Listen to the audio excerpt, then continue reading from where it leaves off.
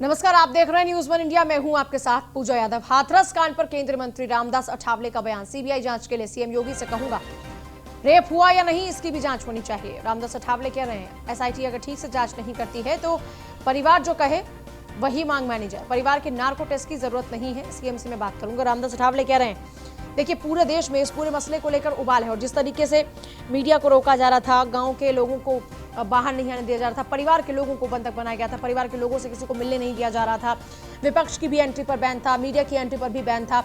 आखिरकार वो बैन अब खुल चुका है, लेकिन इस तरीके से लगातार विपक्ष के इस वक्त सवालों पर सरकार को जवाब देने की ये कह लीजिए कि जरूरत आन पड़ी थी। आखिरकार खैर अब परिवार से मिलने की भी इजाजत है, लेकिन इस बीच खुद केंद्रीय मंत्री ये कह रहे हैं कि जांच के लिए अगर परिवार सेटिस्फाई नहीं है एसआईटी से तो मैं सीएम योगी से खुद बात करूंगा और सीबीआई जांच की मांग करूंगा। उनको कहूंगा कि मामले पर सीबीआई जांच होनी चाहिए। इसके अलावा क्योंकि परिवार के नार्को टेस्ट का फैसला भी लिया गया है तो वो कह रहे हैं कि परिवार के नार्को टेस्ट की जरूरत नहीं है, रेप हुआ या नहीं इसकी भी जांच होनी चाहिए। रामदास अठावले कह रहे हैं एसआईटी अगर ठीक से जांच नहीं करती है तो जो परिवार का है वो मांग मानी जाए, यानी परिवार जो जांच चाहता है वो जांच होनी चाहिए। परिवार के नार्को टेस्ट की जरूरत नहीं है, सीएम से बातचीत करूंगा, रामदास अठावले कह रहे हैं। हाथरस पर केंद्रीय मंत्री रामदास अठावले का बयान। राहुल गांधी जी अगर यहाँ आए वहाँ फैमिली को मिलने के लिए, लेकिन जब राजस्थान में इसी तरह का अत्याचार हुआ था तो राजस्थान में कांग्रेस की सरकार है, इसीलिए राहुल गांधी वहाँ नहीं गए। तो यहाँ उत्तर प्रदेश में मतलब राजनीति करने के लिए यहाँ आए और वहाँ कुछ पुलिस के साथ धक्का मुक्की भी हुई, लेकिन जो पूरा जो टीवी में दिखता है उसमें अगर पुलिस ने उनको रोका था तो वहाँ रुकना चाहिए था, कानून मानना चाहिए था। अगर वहाँ एसआईटी इंक्वायरी चल रही है वहाँ किसी को जाने के लिए मना कर दिया है, 144 कलम लगाया है। इसीलिए मैं कल दिल्ली में रहा, मैं मतलब जाने के लिए मैं दिल्ली आया था मुंबई से। तो फिर आज मैं मुख्यमंत्री साहब को भी मिलने वाला हूँ और मेरी पार्टी के कार्यकर्ता भी जो आई है उनको भी रोड में उनके साथ मीटिंग है। वासरस के केस के बारे में हमारा कहना यह है कि दलित अत्याचार की राजनीति नहीं होनी चाहिए। सही सुझाव जो है सुझाव सरकार को देना चाहिए। आज फिर हाथरस जाएंगे राहुल गांधी। डीएनडी पर भारी संख्या में पुलिस बल मौजूद है। कमिश्नर आलोक सिंह ने खुद अब कमान संभाली है। डीएनडी पहुंचे हैं police commissioner Alok Singh. Barricading कर डीएनडी बॉर्डर को सील किया गया है। मौके पर कई थानों की महिला पुलिस को तैनात किया गया है। कमिश्नर आलोक सिंह ने खुद अब कमान संभाली है और पूरे डीएनडी को सील कर दिया गया। आप देखिए किस तरीके से पूरा पुलिस फोर्स यहाँ पर तैनात है और खुद आलोक सिंह मौजूद हैं। डीएनडी पर पुलिस कमिश्नर पहुंच चुके हैं। देखिए कमिश्नरी सिस्टम क्योंकि नोएडा में लागू है, ऐसे में खुद कमिश्नर मौजूद है डीएनडी पर। मौके पर कई थानों की महिला पुलिस को भी तैनात किया गया है। डीएनडी पर भारी संख्या में इस वक्त पुलिस बल मौजूद है। ये आप देख सकते हैं कैसे यहाँ का पूरा जो अमला है वो डीएनडी पर तैनात है। और आज क्योंकि राहुल गांधी जाएंगे हाथरस, ऐसे में पहले से ही पुलिस ने एक बार फिर से कमान संभाल ली। इससे पहले का भी नज़ारा आपने परसों का देखा था जब किस तरीके से एकदम ड्रामा चल रहा था। इसको ड्रामा इसलिए कहा जा रहा है क्योंकि जिस तरीके से पुलिस यहाँ पर तैनात थी, फिर आगे बढ़ा जाता है, फिर पुलिस रोक देती है, फिर आगे बढ़ा जाता है, फिर रोक देती है और वहाँ पर खूब जमकर धक्का मुक्की, लाठियाँ चलाने का ये सिलसिला शुरू होता है। और उसके बाद में राहुल गांधी गिर जाते हैं, फिर उनको जीप में बिठाकर ले जाया जाता है F1 के गेस्ट हाउस, वहाँ पर कुछ देर रखा जाता है। उसके बाद में पुलिस उनको दिल्ली छोड़कर आती है। और आज एक बार फिर से बैरिकेडिंग कर डीएनडी बॉर्डर को सील कर दिया गया है। डीएनडी पर भारी संख्या में पुलिस बल मौजूद है।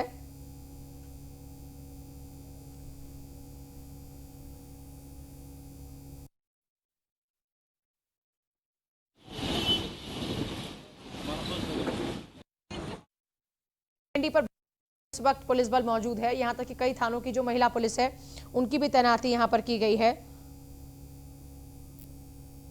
फिलहाल तस्वीरें आपके सामने हैं। बैरिकेडिंग की गई है, डीएनडी बॉर्डर को सील कर दिया गया है पूर्ण रूप से।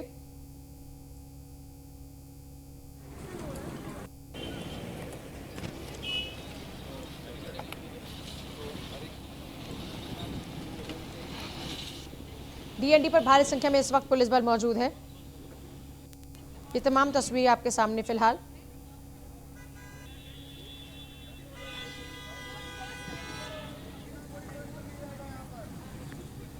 आज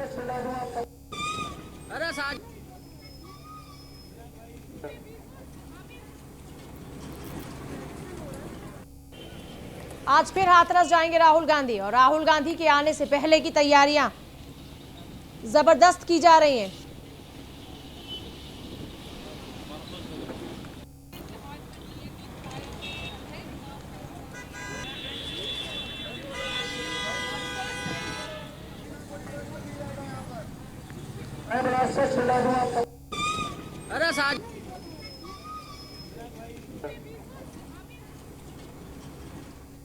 और अब क्योंकि मीडिया की एंट्री को हटा दिया गया है, अब परिवार से मिलने की इजाजत मीडिया कर्मियों को है।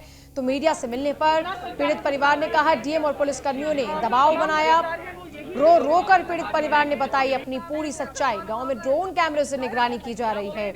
देखिए तस्वीरें, किस तरीके से परिवार वाले इस वक्त रो रहे हैं और यहाँ पर जो कुछ भी चल रहा है वो सब कुछ ड्रोन से कैद किया जा रहा है।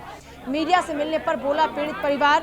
ये तस्वीरें हाथरस की आपके सामने हैं, जहां पर बुरी तरीके से रो रो कर बिलख कर एक मां पूरी सच्चाई बता रही है। कैसे परिवार के ऊपर दबाव बनाया जा रहा था, कैसे उनको अलग ही तरीके की कहानी समझाई जा रही थी।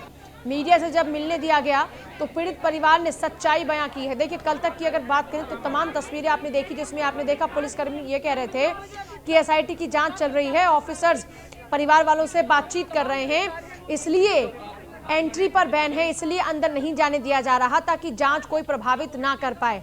लेकिन परिवार ने बातचीत में कहा कि कल तो कोई एसआईटी का नुमाइंदा उन तक पहुंचा ही नहीं, कल कोई पूछताछ जैसी बातचीत हुई ही नहीं। जब ऐसी बातचीत हुई नहीं तो परिवार के लोगों को मिलने क्यों नहीं दिया जा रहा था।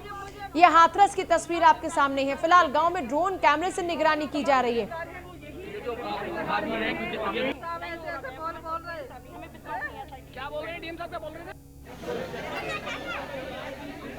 पुलिस कर्मियों ने, डीएम ने दबाव बनाया, परिवार के लोग बता रहे हैं।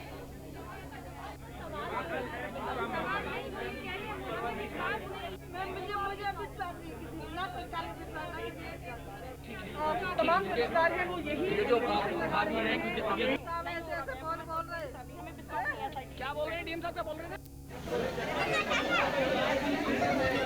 तो देखा आपने कैसे परिवार का रो रो कर बुरा हाल है, लेकिन इस पूरे मामले को लेकर जो बयानबाजियां हैं वो लगातार जारी हैं। हाथरस मामले पर स्मृति ईरानी कह रही हैं कि ये कांग्रेस की साजिश है, अधिकारियों पर कार्रवाई की गई है, पीड़िता को जरूर न्याय मिलेगा। हाथरस मामले में योगी सरकार पर लगातार हमला हो रहा है। कोई कह रहा है कि रामराज्य नहीं जंगल राज है, तो वहीं पीड़ित परिवार के आरोप हैं कि डीएम ने धमकाया और कहा कि कोरोना से मरती तो मुआवजा नहीं मिलता। अब जाकर हाथरस से मीडिया को एंट्री मिली है और खुद मुख्यमंत्री ने कहा कि मीडिया को नहीं रोका जाएगा।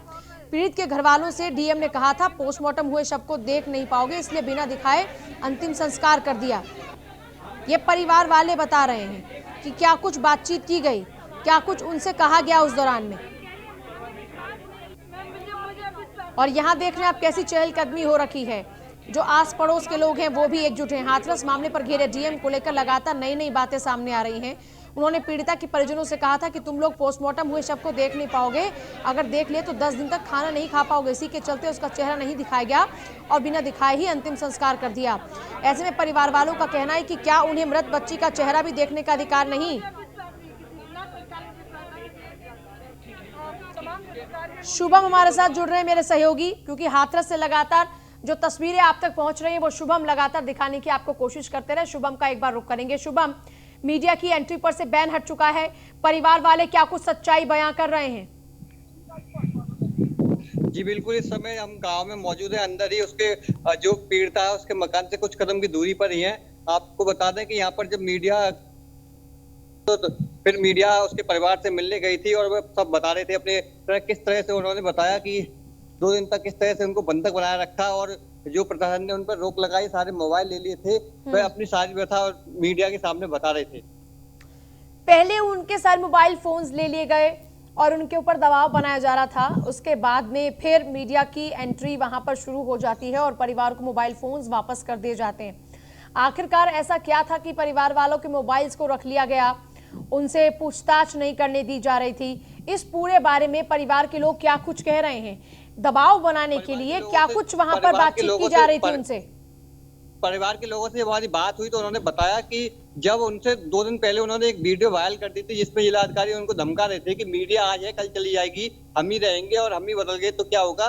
तो उसके बाद मीडिया से मिलने की अनुमति नहीं दी गई। उनको डर था कि कहीं ये लोग मीडिया से और कुछ न बता रहे, इसलिए जिला प्रधान उनको लगातार नजरबंद किए हुए था। तो कहीं ना कहीं जिला अधिकारी और जिला प्रधान ने उनकी लापरवाही, उनकी कमियां थी, इनको वह परिवार मीडिया को बताती, इसलिए उनको नजरबंद किया गया था। अच्छा शुभम, अभी यहाँ पर परिवार वाले जो कार्रवाई हो रही है क्या उससे सेटिस्फाइड है? परिवार वाले चाहते क्या हैं, मामले में क्या होना चाहिए? एसआईटी की जांच से खुश नहीं? परिवार वालों से जब हमारी बात की गई तो उनका कहना था कि हमको केवल एक ही बात थी कि जो हमारी बिटिया का सब था। चलिए शुभम, वापस लौटेंगे, लेकिन इस वक्त की सबसे बड़ी खबर, न्यूज़ वन इंडिया पर इस वक्त की सबसे बड़ी खबर, आईपीएस अधिकारियों ने सरकार के खिलाफ मोर्चा खोल दिया है।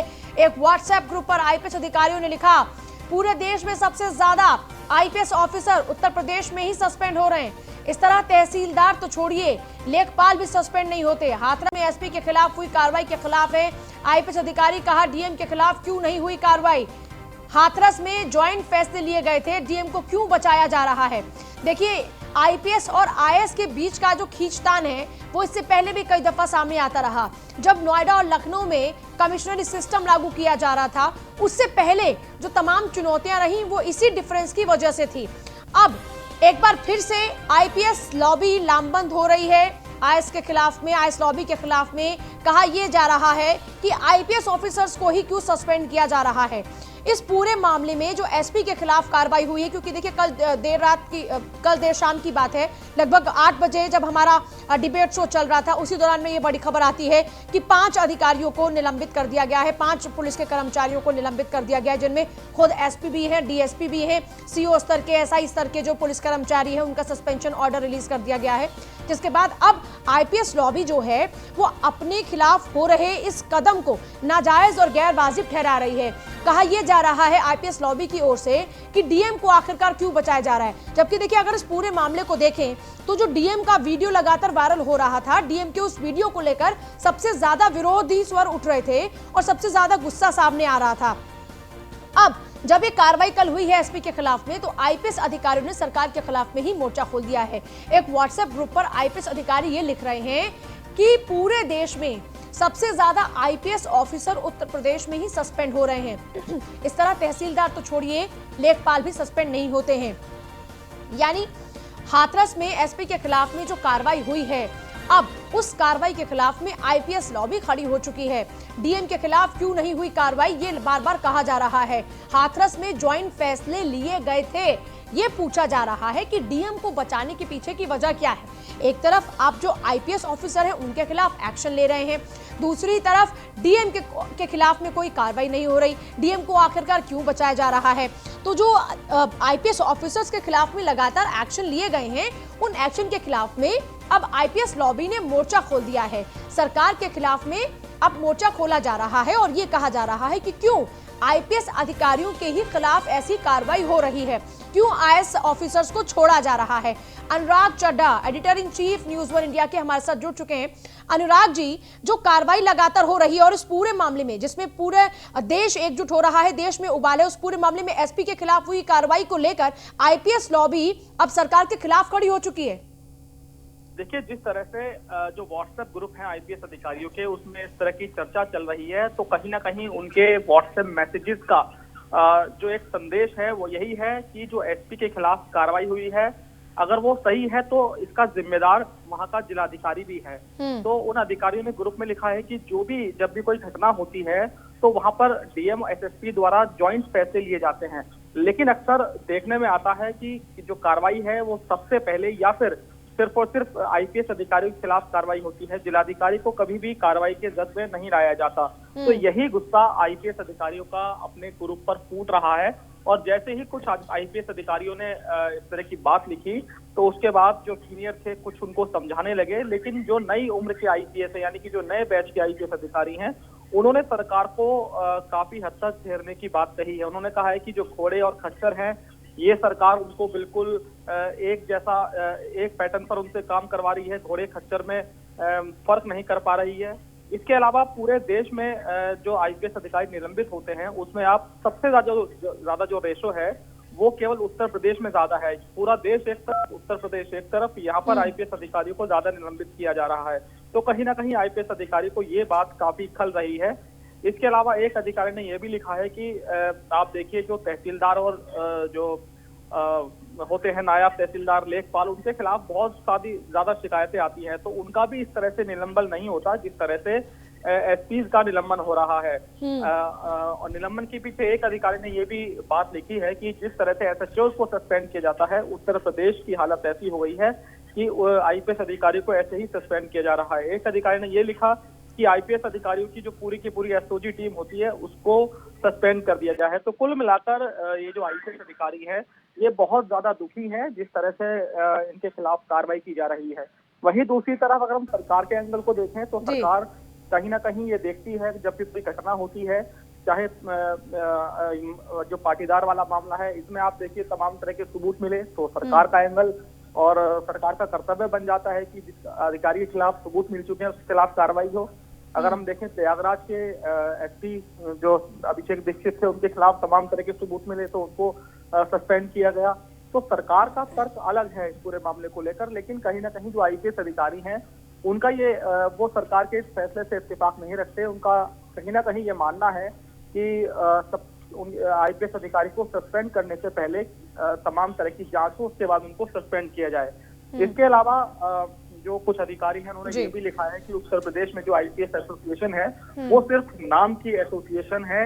वो जब भी कोई अधिकारी के खिलाफ कार्रवाई होती है, गलत कार्रवाई होती है, तो एसोसिएशन के लोग कोई आवाज नहीं उठाते। शायद यही वजह है कि जो एसपीज हैं और आईपीएस अधिकारी हैं उनके खिलाफ सरकार कोई भी एक्शन लेने से नहीं चूकती। जी अनुराग जी, जिस तरीके से सिलसिलेवार तरीके से आपने भी कई घटनाओं का जिक्र किया जो एसपीज के खिलाफ में कार्रवाई हुई है, चाहे उनके खिलाफ में सबूत मिले, लेकिन अभी जिस तरीके से आईपीएस लॉबी अब तैयार हो चुकी है और जो आईएएस ऑफिसर्स हैं उनके खिलाफ में, जो आईएएस लॉबी उनके खिलाफ में एक तरह से कहा जा सकता है कि ये मोर्चा खोला जा रहा है, तो क्या ये आगे मानकर चलें कि ये सिलसिला अब यही नहीं थमने वाला, बल्कि अब आईपीएस ऑफिसर्स अपनी आवाज को बुलंद करने के लिए कुछ और नए तरीके भी अपनाएंगे? देखिए, आईपीएस अधिकारी के ग्रुप पर जब भी कोई घटना होती है या किसी आईपीएस अधिकारी के खिलाफ कार्रवाई होती है तो ये बहुत छोटी सी घटना है कि आईपीएस अधिकारी ग्रुप पर अपनी भड़ास निकाल लेते हैं। लेकिन ये बात सही है कि जो आईपीएस एसोसिएशन है वो कभी भी एकजुट होकर किसी बड़े फ्रंट पर अपनी आवाज नहीं उठाते ये लोग, और जो इन लोगों की जो फ्रस्ट्रेशन है वो ग्रुप पर ही निकल कर रह जाती है। इतना जरूर है, देखिए जो हाथरस का मामला है बेहद गंभीर मामला है और कम से कम जो ये आईपीएस अधिकारी हैं इनको इस वक्त की गंभीरता को समझना चाहिए। पूरी सरकार को जवाब देते नहीं बन रहा है। तमाम जो उनके वरिष्ठ आईएएस या आईपीएस अधिकारी हैं वो इस घटना को मैनेज करने में लगे हुए हैं। खुद मुख्यमंत्री इस मामले में इन्वॉल्व हैं और उन्होंने तमाम तरह की जांचें कराने के आदेश दिए हैं। एसआईटी का गठन हुआ है, नार्को टेस्ट तक वादी और प्रतिवादी का किया जाएगा। तो ऐसे में उचित नहीं है कि आप लोग अपनी फ्रस्ट्रेशन निकालें। अगर किसी अधिकारी के खिलाफ कोई कार्रवाई होती है तो उसके खिलाफ जांच भी उनके सीनियर अधिकारी करते हैं, और चाहे वो उनके वरिष्ठ आईपीएस अधिकारी हों, तो जब उनकी सहमति हो जाती है तभी सरकार किसी न किसी तरह का एक्शन लेती है। तो उनको अगर आवाज उठानी है तो अपने जो सीनियर आईपीएस अधिकारी हैं उनके खिलाफ आवाज उठाएं,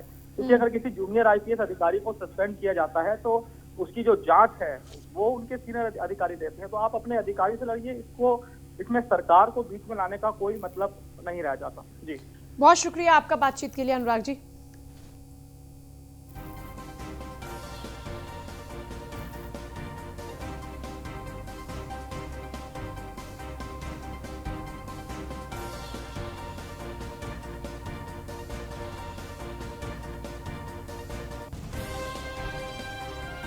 सिटी मॉन्टेसरी स्कूल में मनाई गई गांधी जयंती के मौके पर आयोजित हुआ रंगारंग कार्यक्रम। 151वीं जयंती पर सीएमएस ने ऑनलाइन ही कार्यक्रम आयोजित किया। शिक्षात्मक सांस्कृतिक कार्यक्रमों की ऑनलाइन ही प्रस्तुतियां हुई। कार्यक्रम में शामिल हुए यूपी के श्रम मंत्री स्वामी प्रसाद मौर्य, सीएमएस के संस्थापक डॉक्टर जगदीश गांधी। कार्यक्रम को संबोधित उन्होंने किया। इस दौरान में महात्मा गांधी के आदर्शों पर चलकर के विश्व एकता की मंजिल मिलेगी।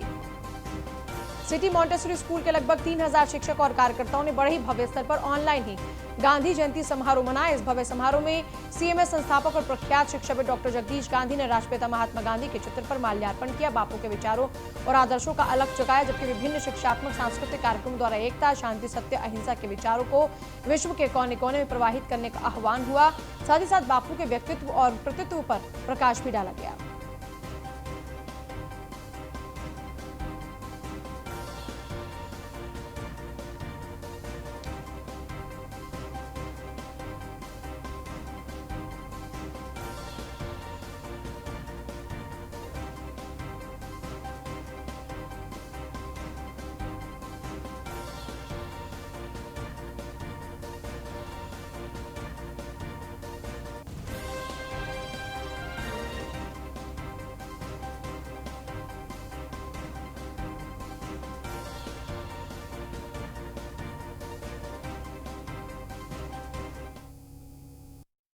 सेवा नियोजन, शहरी रोजगार और गरीबी उन्मूलन के माननीय श्री स्वामी प्रसाद मौर्य जी मुख्य अतिथि के रूप में हमारे इस कार्यक्रम में पधारे। माननीय मौर्य जी का जन्म प्रतापगढ़ में हुआ। आपने इलाहाबाद विश्वविद्यालय से बीए और एलएलबी की उच्च शिक्षा ग्रहण की। जन सेवा में आपकी लोकप्रियता तथा सक्रियता से के बल पर आप चौथी बार उत्तर प्रदेश सरकार में मंत्री बने हैं। आप उत्तर प्रदेश के पडरौना विधानसभा सीट से चुने गए हैं। सेवा नियोजन, शहरी रोजगार और गरीबी उन्मूलन के यही है राष्ट्रपिता महात्मा गांधी जी के इस सूक्त वाक्य का अर्थ। इसलिए आज इस अवसर पर हम ये कहना चाहेंगे कि जो हमारी पहचान रही है उस पहचान से हम हटे नहीं। हमने तो पूरे विश्व को मानवता का पाठ पढ़ाया है।